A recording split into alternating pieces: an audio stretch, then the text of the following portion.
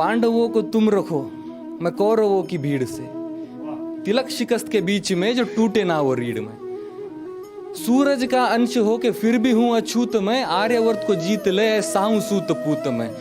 कुंती पुत्र हूं मगर न हूं उसी को प्रिय मैं, इंद्र मांगे भीख जिससे ऐसा हूं क्षत्रिय मैं। हेलो फ्रेंड्स, महाभारत में एक ऐसा शक्तिशाली पात्र था जिसकी रहस्यमयी शक्तियां और सापित जीवन हमेशा ही चर्चा का विषय रहा है। तो आज हम उसी कैरेक्टर के बारे में बात करने वाले हैं जो है कर्ण, और सीखेंगे कुछ useful vocabulary and sentences. So let's start. Mahabharata एक प्राचीन भारतीय महान कथा है। The Mahabharata is an ancient Indian epic. The Mahabharata is an ancient Indian epic. Ancient का मतलब होता है प्राचीन या हजारों वर्ष पुराना, और दूसरा वर्ड है एपिक। एपिक का मतलब महान कथा या वीर गाथा।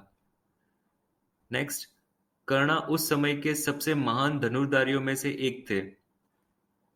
कर्णा was one of the greatest archers at the time. Karna was one of the greatest archers at the time. धनुर्धर का मतलब होता है आर्चर, और उस समय या तब का मतलब होगा एट द टाइम। कुंती के पास नवजात कर्ण को त्यागने के अलावा कोई विकल्प नहीं था। Kunti didn't have a choice but to abandon the newly born Karna. Kunti didn't have a choice but to abandon the newly born Karna. त्याग देना, छोड़ देना, या किसी स्थान, वस्तु या व्यक्ति को हमेशा के लिए छोड़ देना, इंग्लिश में abandon कहते हैं।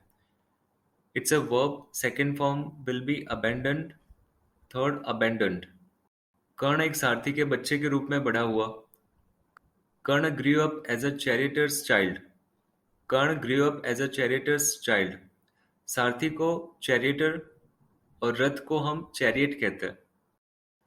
वो अपनी उदारता और तीरंदाजी या धनुर्विद्या कौशल के लिए प्रसिद्ध है। He is famous for his generosity and archery skills. He is famous for his generosity and archery skills. उदारता को जनरोसिटी कहते हैं, धनुर्विद्या या तीरंदाजी को हम कहेंगे आर्चरी। कर्ण का जन्म अभेद कवच और झुमके के साथ हुआ था, जिसने उसे अजय बना दिया, चाहे वो किसी से भी लड़े। Karna was born with impregnable armor and earrings which made him invincible no matter who he fought with. Karna was born with impregnable armor and earrings which made him invincible no matter who he fought with. पराजित ना किया जा सके या अजय को हम कहेंगे invincible. दूसरा वर्ड है अभेद, किसी चीज को आसानी से तोड़ा ना जा सके, हम कहेंगे इम्प्रेग्नेबल। इम्प्रेग्नेबल। थर्ड, कवच, कवच को आर्मर और कुंडल को इयररिंग्स कहते हैं।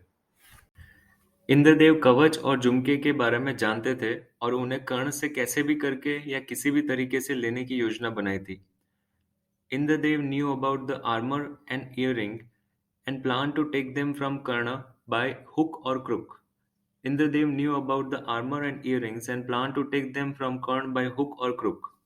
कैसे भी करके या किसी भी तरीके से, हम इंग्लिश में बाय हुक और बाय क्रुक कहेंगे। फॉर एग्जाम्पल, मैं वहां किसी भी तरह जाऊंगा। I will go there by hook और by crook.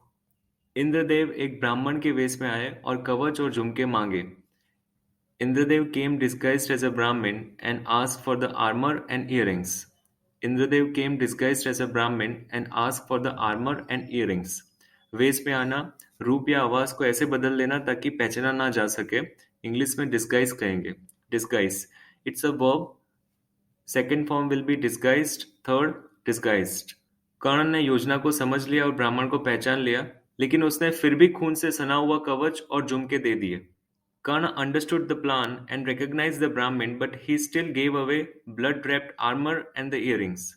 Karna understood the plan and recognized the Brahmin, but he still gave away blood wrapped armor and the earrings. कर्ण की मृत्यु धरती माता और युद्ध में एक ब्राह्मण के श्राप के परिणाम स्वरूप हुई थी। Karn's death occurred as a result of curses by Mother Earth and Brahmin in the war.